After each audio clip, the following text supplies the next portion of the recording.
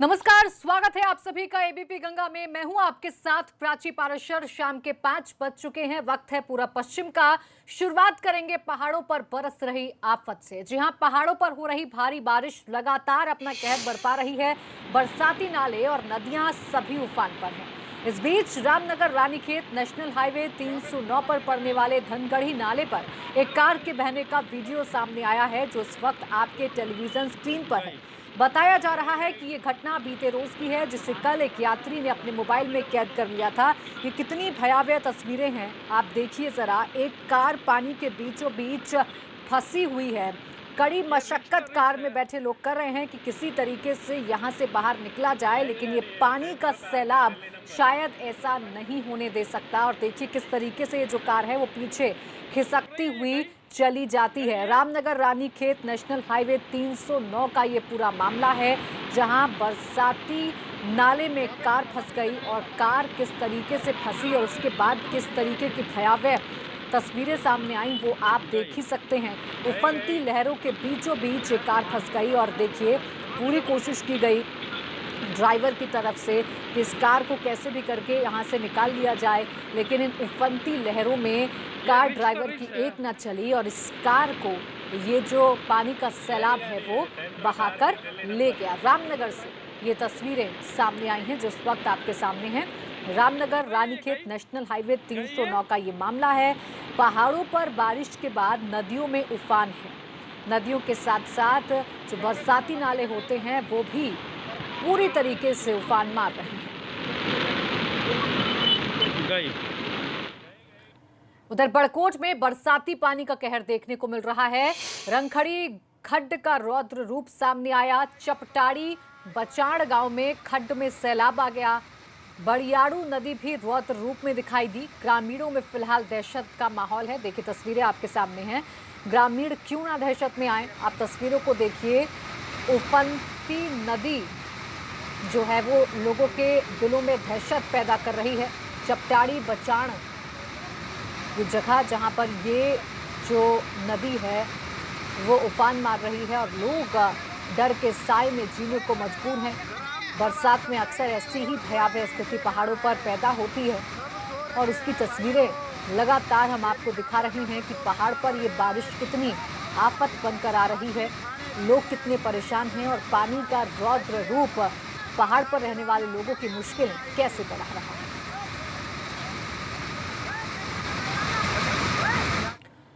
तो उत्तराखंड में पहाड़ से लेकर मैदान तक हर जगह मुसीबत देखने को मिल रही है। रुद्रप्रयाग में बारिश से तबाही का मंजर देखने को मिल रहा है।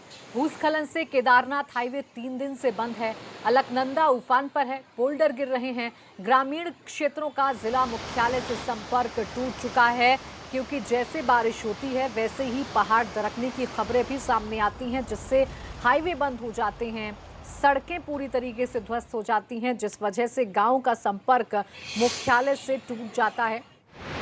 और ये देखिए 3 तस्वीरें आपके सामने हैं, हर तरफ सिर्फ पानी ही पानी पहली तस्वीर में आपको नजर आ रहा होगा। पानी के साथ ही साथ पहाड़ से दरकता मलबा भी लोगों की मुसीबतें बढ़ाता है। दूसरी तस्वीर आपके सामने है और तीसरी तस्वीर भी हम आपको दिखा रहे हैं कि किस तरीके से पहाड़ दरकते हैं तो लोगों के सामने मुसीबतें पैदा हो जाती हैं।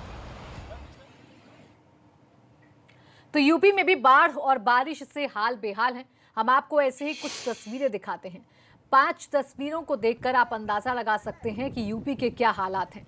यहाँ ग्रेटर नोएडा से लेकर बागपत, बहराइच, गोंडा और कासगंज तक में बाढ़ जैसे हालात हो गए हैं। बिल्कुल बेकाबू जो है वो स्थिति नजर आ रही है। देखिए ग्रेटर नोएडा में भी पानी ही पानी आपको नजर आ रहा है। बागपत में आप देखिए कितनी जिंदगी बेबस नजर आ रही है। बढ़ता जलस्तर लोगों को कितना मुसीबतें पैदा कर रहा है। गोंडा से तस्वीर देखिए, बहराइच में लोग टेंट में रहने को मजबूर हो गए हैं।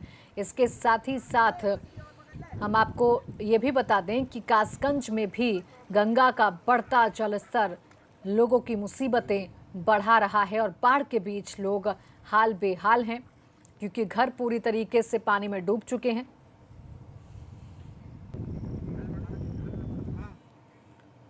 और इसी बीच बागपत से हैरान करने वाली खबर सामने आई है। यहाँ एक किसान ट्रैक्टर लेकर अंडरपास क्रॉस कर रहा था, लेकिन उसे अंदाजा नहीं था कि पानी इतना गहरा हो सकता है कि उसका ट्रैक्टर पानी में ही समा जाएगा। लिहाजा ट्रैक्टर तो फंस गया, लेकिन किसी तरह लोगों ने उसका रेस्क्यू कर उसकी जान बचा ली। किसान ने रस्सी के सहारे ऊपर आकर अपनी जान बचाई, जिसकी तस्वीरें आपके टेलीविजन स्क्रीन पर हैं। बागपत से ये तस्वीर है। किसान ट्रैक्टर लेकर अंडरपास क्रॉस करने की कोशिश कर रहा था।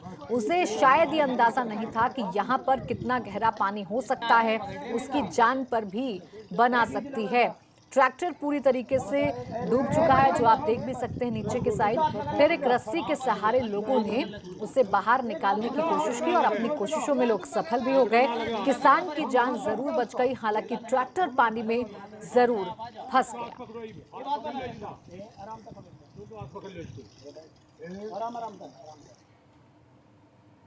हापुड़ में लड़की के साथ छेड़छाड़ के आरोप में हिस्ट्री शीटर बदमाश और उसके साथी की पिटाई का वीडियो जमकर वायरल हो रहा है। दरअसल मामला हापुड़ के थाना देहात क्षेत्र के गांव सिलाई का बताया जा रहा है, जहां हिस्ट्री शीटर बदमाश अपने साथी के साथ लड़की का पीछा कर रहा था। स्थानीय लोगों ने युवती का पीछा करते हुए हिस्ट्री शीटर बदमाश और उसके साथियों को देखा तो बदमाश को रोक लिया और स्थानीय लोगों ने बदमाश की जमकर पिटाई कर दी। वीडियो में दिख रहा है कि बदमाश अपने आप को बचाने के लिए हाथ में चाकू लेकर नजर आ रहा है। बदमाश पुलिस की गिरफ्त से काफी लंबे समय से फरार चल रहा था। हालांकि ये वीडियो कब का है, इसकी आधिकारिक तौर पर कोई पुष्टि नहीं हो पाई है। देखिए तस्वीरें हम आपको दिखा रहे हैं। युवती से छेड़छाड़ और बदमाशों ने किस तरीके से जमकर पिटाई की है, वो तस्वीरें आपके सामने हैं। दरअसल जो तस्वीरों में शख्स आपको नजर आ रहा है, ये हिस्ट्री शीटर है, जिसकी तलाश लंबे समय से की जा रही है। और कानपुर बिकरू कांड से जुड़ी हुई एक और बड़ी खबर, एक और अभियुक्त ने सरेंडर कर दिया है। पुलिस के डर से कोर्ट में सरेंडर किया है। नामजद 50,000 के इनामी शिव तिवारी ने कोर्ट में सरेंडर कर दिया है। कानपुर देहात कोर्ट में आरोपी ने सरेंडर किया है। प्रभात अवस्थी हमारे संवाददाता जुड़ गए ज्यादा जानकारी के साथ। प्रभात, अब एक और आरोपी सरेंडर कर चुका है। जी बिल्कुल, एक के बाद एक बिकरू कांड के जो जुड़े अभियुक्त हैं, जो भी आरोपी हैं और जितने भी प्रकाश में आ रहे हैं, उनका सरेंडर करने का और गिरफ्तारी का जो दौर है वो लगातार जारी है। तो वहीं लगातार एक के बाद एक जो अपराधी है वो पुलिस और एसटीएफ की टीम को चकमा देकर कोर्ट में सीधे सरेंडर कर रहा है। उसी की कड़ी में एक और जो अपराधी है, जिसके ऊपर 50,000 रुपए का इनाम था और नामजद ये अभियुक्त है शिव तिवारी, उसने एक बार फिर से पुलिस और एसटीएफ की टीम को चकमा दिया और सीधे जाकर कोर्ट में हाजिर हो गया और सरेंडर कर दिया। तो साफ है कि पुलिस एक और प्रयास कर रही है, कई लोगों को गिरफ्तार कर रही है, लेकिन कुछ अपराधी इतने शातिर हैं कि वो पुलिस को चकमा देकर लगातार सरेंडर भी कर रहे हैं। जी शुक्रिया आपका तमाम जानकारी के लिए प्रभात। तो आपको बता दें कि एक तरफ जहां यूपी एसटीएफ और पुलिस पूरी तरीके से सक्रिय है, तो वहीं दूसरी तरफ आरोपी अभी भी इतने चालाक हैं कि वो कोर्ट में आसानी से सरेंडर कर पा रहे हैं। वहीं अपराधियों में योगी सरकार का कितना खौफ है, इसकी तस्वीर हम आपको दिखाते हैं। अपराधी ने सीएम योगी से माफीनामा मांगा है। अपहरण के आरोपों में सख्त कार्रवाई का डर उसे सता रहा है। सीएम योगी से माफी मांगी अपराधी ने। प्रेमिका के कहने पर उसने बच्चे का किडनैप कर लिया था, लेकिन उसे एहसास हुआ कि वो उत्तर प्रदेश में है और उत्तर प्रदेश में योगी सरकार है। क्या कुछ कहा उसने, सुनिए। तभी तो बच्चा छोड़ दिया सर मैंने, नहीं तो नहीं छोड़ता। मैंने बोला उसको पहले से कि पुलिस तक जाएगी तो पकड़ा जाऊंगा पक्का, कोई चांस नहीं छूटने का। लेकिन उसने बोला कि पुलिस तक बात नहीं जाएगी तभी ले गया, वरना मैं ले ही नहीं जाता सर यूपी से बात सर, क्योंकि यूपी पुलिस छोड़ती नहीं है सर, नहीं छोड़ती है। तो तभी तो बच्चा छोड़ दिया सर मैंने, नहीं तो नहीं छोड़ता। मैंने बोला उसको पहले से कि पुलिस तक जाएगी तो पकड़ा जाऊंगा पक्का, कोई चांस नहीं छूटने का। लेकिन उसने बोला कि पुलिस तक बात नहीं जाएगी तभी ले गया, वरना मैं ले ही नहीं जाता सर यूपी से बात सर, क्योंकि यूपी पुलिस छोड़ती नहीं है सर, नहीं छोड़ती है। और इधर बागपत में कुख्यात बदमाश उधम सिंह गैंग के शातिर अपराधी अनुज बरखा ने बागपत कोर्ट में सरेंडर कर दिया। पुलिस एनकाउंटर से बचने के लिए आरोपी ने कोर्ट में सरेंडर कर दिया। अनुज बरखा कुख्यात बदमाश उधम सिंह करनावल का मम्मीरा भाई है, जिसने यूपी पुलिस के एनकाउंटर से डरकर सरेंडर कर दिया कोर्ट।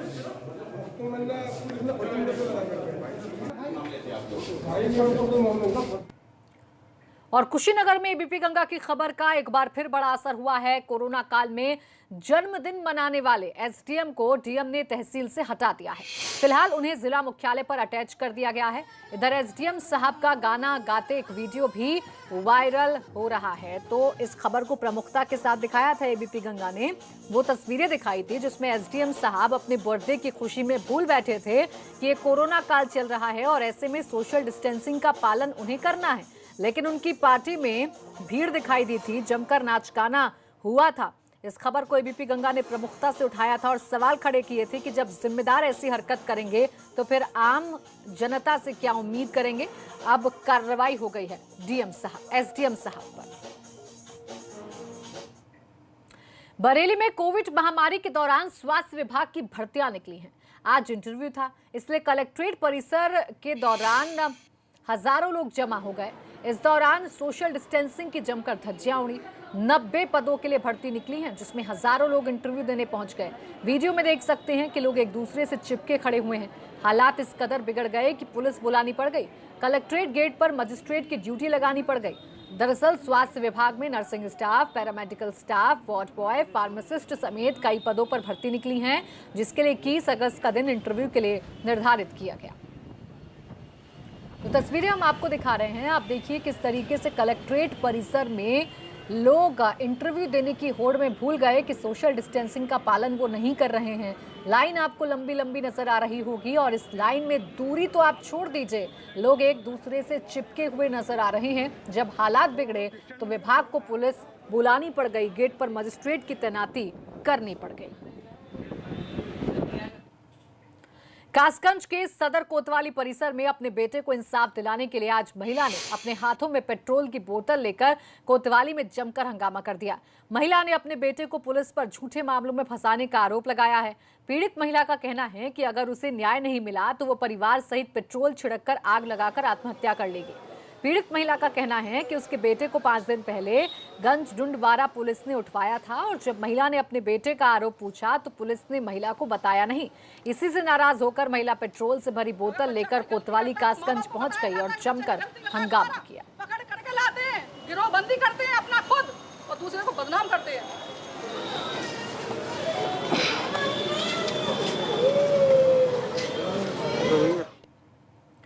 योगी सरकार ने प्रदर्शन और दंगे के दौरान सार्वजनिक और निजी संपत्तियों को होने वाले नुकसान की भरपाई के लिए संपत्ति दावा क्षति अधिकरण की स्थापना की है।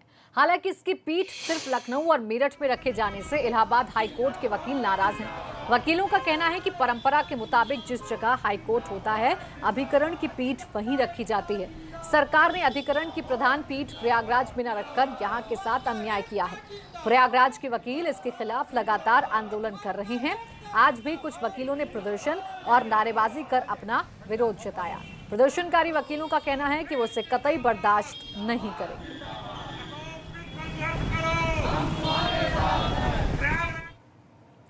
वाराणसी के काशी हिंदू विश्वविद्यालय के कुलपति के एक बयान को लेकर यूनिवर्सिटी का माहौल चरमरा गया है।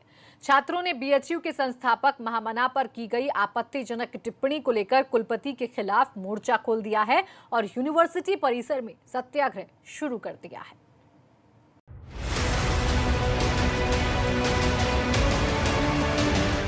देश के बेहतरीन शिक्षण संस्थानों में गिने जाने वाले काशी हिंदू विश्वविद्यालय में इन दिनों सब कुछ बेहतर नहीं है। कोरोना संकट के चलते नए सत्र के लिए विश्वविद्यालय प्रशासन 24 अगस्त को प्रवेश परीक्षाओं का आयोजन कर रहा है। लेकिन एक तरफ प्रवेश परीक्षा में कोरोना गाइडलाइंस के उल्लंघन की आशंका को लेकर छात्र सत्याग्रह कर रहे हैं, तो दूसरी तरफ यूनिवर्सिटी में मौजूद छात्रों ने कुलपति के खिलाफ मोर्चा खोल रखा है। दरअसल छात्र हेल्थ कार्ड होने के बावजूद इलाज के लिए फीस वसूलने का विरोध कर रहे थे। इसी को लेकर छात्रों और कुलपति के बीच बातचीत हुई, जिसमें कुलपति ने बीएचयू के संस्थापक महामना मदन मोहन मालवीय को लेकर एक ऐसी बात कह दी जिससे छात्रों की नाराजगी बढ़ गई। देखिए, इस समय पूरा देश एक महामारी से गुजर रहा है और ऐसे समय में सतर्कता का पालन करना सबके लिए अनिवार्य है। तो ऐसी स्थिति में कोई भी ऐसा कदम नहीं उठाना चाहिए विश्वविद्यालय प्रशासन को जो छात्र विरोधी हो, जिससे छात्र के जीवन की हत्या हो सके एक तरह से, तो ऐसा कोई भी कदम नहीं उठाना चाहिए। विरोध यहाँ के व्यवस्था से है, जो इस प्रकार का इन्होंने यहाँ पे व्यवस्था लगा रखा है। और व्यवस्था लगाने वाले यहाँ के जो आला कमान है उनको तो आप जानते ही हैं। ऊट पटांग बयान देना, परम श्रद्धेय के बारे में ऐसी ऐसी बातें कहना। उन्होंने ये कह दिया, आपको तो सबको पता है, उन्होंने ये कह दिया कि मालवीय जी आम के पेड़ की जगह पैसा का पेड़ लगाए होते। आपको बता दें कि कोरोना संकट की वजह से 19 मार्च से बीएचयू में कक्षाएं बंद हैं और परिसर में आज भी सन्नाटा हुआ है। कोरोना के चलते इस साल मार्च के महीने में होने वाली प्रवेश परीक्षाएं भी टाल दी गई थी, लेकिन 24 अगस्त को होने वाली प्रवेश परीक्षाओं के आयोजन को लेकर छात्र और यूनिवर्सिटी प्रबंधन आमने सामने आ गए हैं। मेरी मांग यही है कि महामारी के दौरान किसी प्रकार कोई परीक्षा जो है, कोई भी परीक्षा आयोजित न की जाए। लेकिन दुखद ये है कि सरकार ने बीएचयू इंट्रेंस समेत सभी विश्वविद्यालय की प्रवेश परीक्षा, जेईई, नीट, साथ ही साथ नेट की परीक्षाएं आयोजित करने का फैसला लिया है, जो छात्रों की समस्याओं को नज़रअंदाज करते हुए यह फैसला लिया गया है, जो लाखों छात्रों के साथ अन्याय है। ये पहला मौका नहीं है जब देश का प्रतिष्ठित शिक्षण संस्थान बीएचयू गलत वजहों से सुर्खियों में है। हाल ही के दिनों में छेड़खानी, मारपीट और पथराव की घटनाओं की वजह से बीएचयू प्रतिष्ठा पर सवाल उठ चुके हैं। कोविड से बचाव को लेकर बीएचयू परिसर को बंद कर दिया गया है, लेकिन बीएचयू परिसर में आक्रोश जारी है। अभी परिसर खुलने वाला है, परीक्षाएं होने वाली हैं, लेकिन संभावना ये है कि आने वाले दिन बीएचयू प्रशासन के लिए कठिनाई भरी हो सकते हैं। कैमरामैन विशेष के साथ नीतीश कुमार पांडे, एबीपी गंगा, वाराणसी। सुशांत सिंह राजपूत आत्महत्या मामले में अब जांच सीबीआई के पास है, लिहाजा मुंबई पहुंचकर सीबीआई पूरी गहनता से तहकीकात कर रही है। इसी बीच सुशांत के मुंबई वाले फार्म हाउस का वीडियो एबीपी गंगा को मिला है, जिसमें दिखाई दे रहा है कि सुशांत कितनी लग्जरी लाइफ जी रहे थे। और इन तमाम तस्वीरों को देखने के बाद सवाल यही उठता है कि सुशांत जब इतनी लग्जरी लाइफ जी रहे थे, उनके पास सब कुछ था, नाम था, शोहरत थी, उनके पास पैसा था उनके पास, तो फिर उन्होंने आत्महत्या क्यों कर ली? और अब इन तमाम बिंदुओं पर ही सीबीआई आगे की जांच बढ़ाएगी। लेकिन अब तस्वीरें देखिए, कितनी खूबसूरत ये तस्वीरें हैं। ये उनका फार्म हाउस है जिसमें छुट्टियां बिताने के लिए सुशांत सिंह राजपूत अपने फ्रेंड्स के साथ जाया करते थे। बढ़ते आगे, रुद्रप्रयाग में स्थानीय रीति रिवाज से एक विदेशी युवक और युवती की शादी कराई गई। दरअसल लॉकडाउन से पहले सीजल और मेरिक भारत घूमने आए थे और रुद्रप्रयाग के बांसवाड़ा में रह रहे थे। पैसों की कमी की वजह से दोनों विवाह नहीं कर पा रहे थे, जिसके बाद स्थानीय लोगों ने इनकी मदद की और स्थानीय रीति रिवाज से कुटीर मंदिर में शादी कराई गई, जिसके बाद विदेशी नागरिक काफी खुश नजर आए।